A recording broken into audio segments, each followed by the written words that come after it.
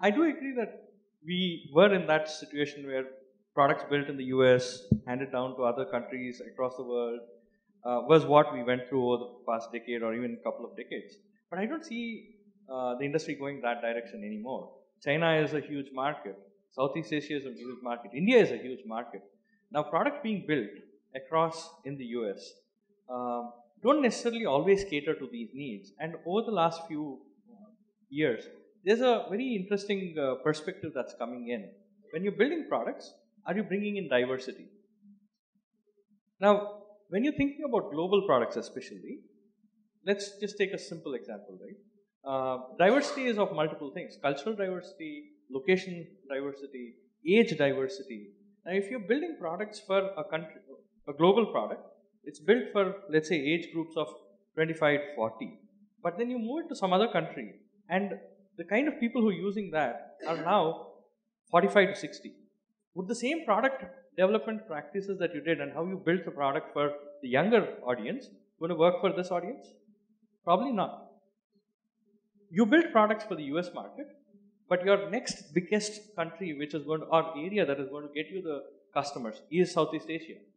Are you still comfortable building to the same kind of expectations of a US person or a typical US Caucasian audience compared to when you bring that product back to India?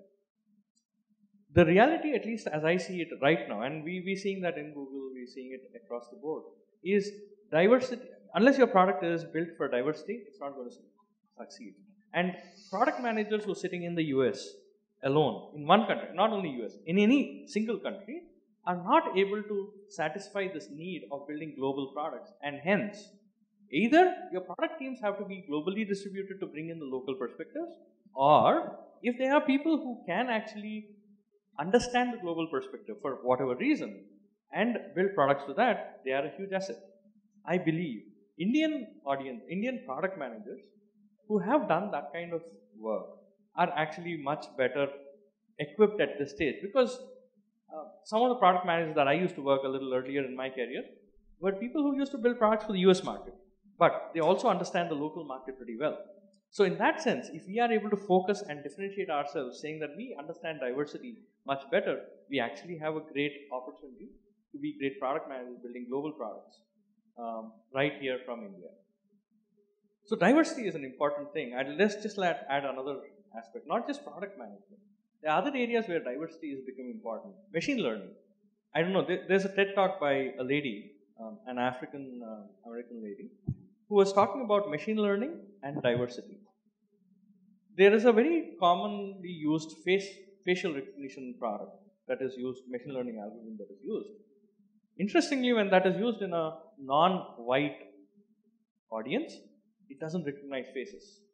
Now, is that a challenge? Is that not a challenge?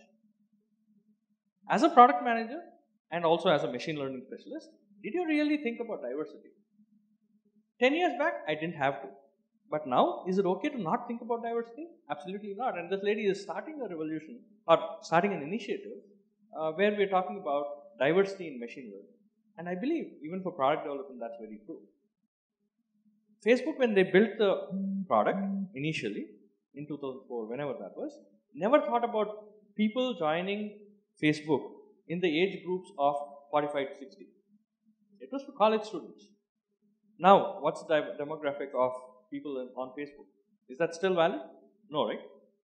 So, as a product manager, you're having to think about much older generation getting onto this.